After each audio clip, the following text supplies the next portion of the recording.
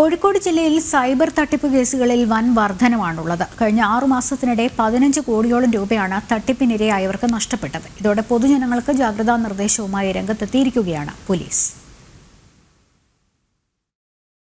ഡോക്ടർമാർ, എഞ്ചിനീയർമാർ, ബിസിനസ്സുകാർ, വീട്ടമ്മമാർ, വിദ്യാർത്ഥികൾ, വിരമിച്ച ഉദ്യോഗസ്ഥർ തുടങ്ങിയവരാണ് തട്ടിപ്പിൽ കുടുങ്ങുന്നവരിൽ കൂടുതലും.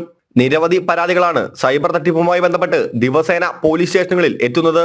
കഴിഞ്ഞ 6 മാസത്തിനിടെ ജില്ലയിൽ 61 എഫ്ഐആറുകളാണ് ആകെ രജിസ്റ്റർ ചെയ്തത്. കഴിഞ്ഞ വർഷം 110 എഫ്ഐആറുകൾ രജിസ്റ്റർ ചെയ്തിരുന്നു. എന്നാൽ രജിസ്റ്റർ ചെയ്ത കേസുകളിൽ 5% പേരെ മാത്രമാണ് പിടികൂടാനായിട്ടുള്ളത്.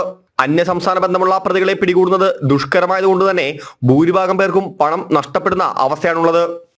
അറസ്റ്റ് ഈസി ആയിട്ട് നമുക്ക് നോക്കുമ്പോൾ ഹാർഡ്ലി ഒരു 5% ആൾക്കാർക്കെന്നാണ് കിട്ടുന്നത്. കാരണം ഇതിലെ പ്രധാനപ്പെട്ട നമുക്ക് ബുദ്ധിമുട്ടാണോ ഐഡൻറ്റിഫിക്കേഷൻ, ആരാണോ ചെയ്യുന്നത്.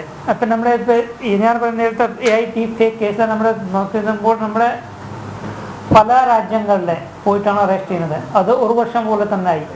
കേസുകളുടെ എണ്ണം വർദ്ധിക്കുന്നതുകൊണ്ട് തന്നെ ജനങ്ങൾക്കിടയിൽ ബോധവൽക്കരണ ശ്രമവുമായി രംഗത്തിറങ്ങാനുള്ള തയ്യാറെടുപ്പിലാണ് പോലീസ്. ഇതിനായി 220ഓളം വളണ്ടിയർമാർക്കാണ് ജില്ലയിൽ പരിശീലനം നൽകിയിട്ടുള്ളത്. വാർഡ് അടിസ്ഥാനത്തിൽ ജനങ്ങൾക്ക് ക്ലാസുകൾ സംഘടിപ്പിക്കാനാണ് തീരുമാനം.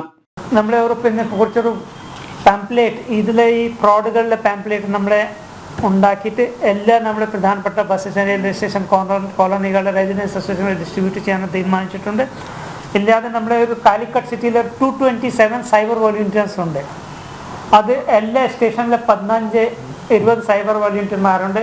10 to 15 ആ സൈബർ വോളണ്ടിയേഴ്സിലെ ഒരു ഘട്ടത്തിലെ കുറച്ച് ആൾക്കാരിൽ നമുക്ക് ട്രെയിനിങ് നടന്നിട്ടുണ്ട്. ജാഗ്രതാ നിർദ്ദേശങ്ങൾ നൽകിയിട്ടും സൈബർ തട്ടിപ്പ് കേസുകൾ വർദ്ധിക്കുന്നത് പോലീസിനെ തലവേദനയായിരിക്കുകയാണ്. ജനം, കോഴിക്കോട്.